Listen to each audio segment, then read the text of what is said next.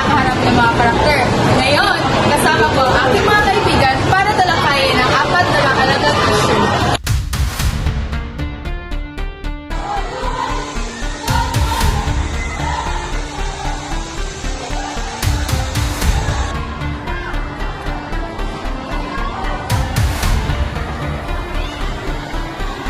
Simulan natin sa hostisya.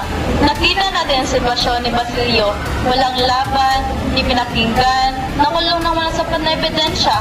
Parang ganito rin ang pagtrato sa mga ordinaryong Pilipino noong inaapi sa mga praile. Totoo yan. At kung titignan natin ngayon, may issue pa rin tayo sa selective justice. Minsan, ang batas ay mas pabor sa may pera at koneksyon. Mabagad sa mahirap, pero mabilis sa mayayaman. Pedrosa, sa tingin mo, kung nabubuhay kaya si Basilio ngayon, kaya siya mabigyan ng hustisya ng ating korte? Sa totoo lang, mahirap sagutin.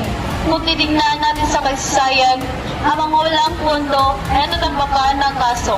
Sa El Fili, hindi pinakinggan si Basilio dahil walang kapangyarihan.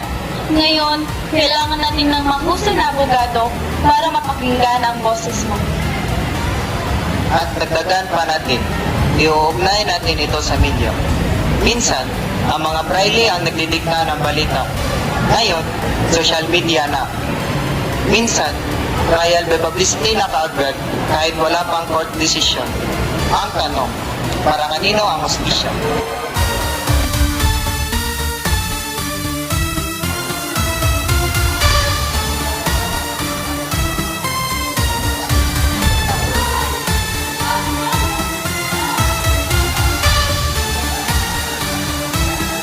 Sa tingin ko, kailangan ko ng mag-open communication sa LPL.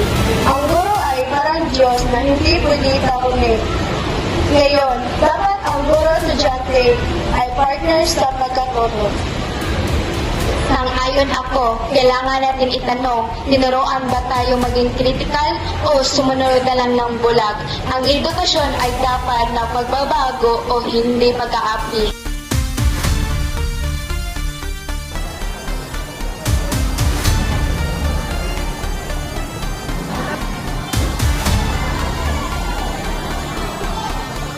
Alam niyo ba si Don Custodio? Yung mahilig mag-utos at gumawa ng desisyon, pero wala naman talagang malalim na plano. Ang goal lang niya ay mukhang may ginagawa. Parang laptop lang niya sa mga gobyerno. Minsan marami silang paperworks at personal. Pero ang totoo, pang sarili lang nilang inuuna pag na sila sa pwesto. Kabaldana, sa tingin mo ba dapat maging mapangahas ang mga kabataan sa pag-audit ng mga proyekto ng gobyerno? Eksakto!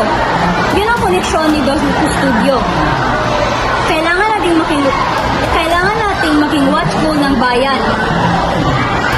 Nakaka-frustrate nga na sila dapat ang nangungulo, ngunit sila pa ang nagiging hadlang.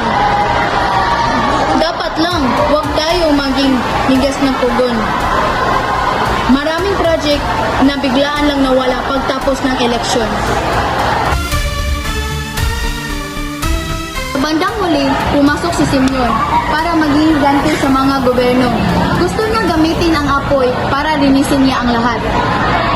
Pero sinagot siya ni Padre Florentino, hindi dahas, kundi edukasyon at pag-asa. Mas mahirap ang reforma, pero itong pundasyon na tatagal. Kabaldana at Gilyon, kung kayo ang pupili, ano ang unang hakbang sa isang estudyante katulad natin nang magsimula ang tunay na reforma?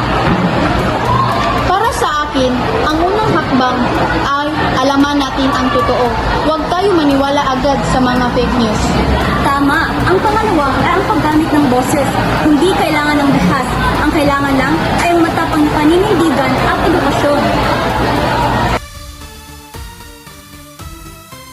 Bilang pagtatapos, bawat isa sa atin, ano ang salita na pwede nating iiwan para sa ating mga manonood? Katarungan, edukasyon, paninindigan, pag-asa, integridad, pagkilos, kritikal na pag-iisip. Maraming salamat sa inyong pakikinig. Muli, ito ang aming podcast patungkol sa El Filibusterismo.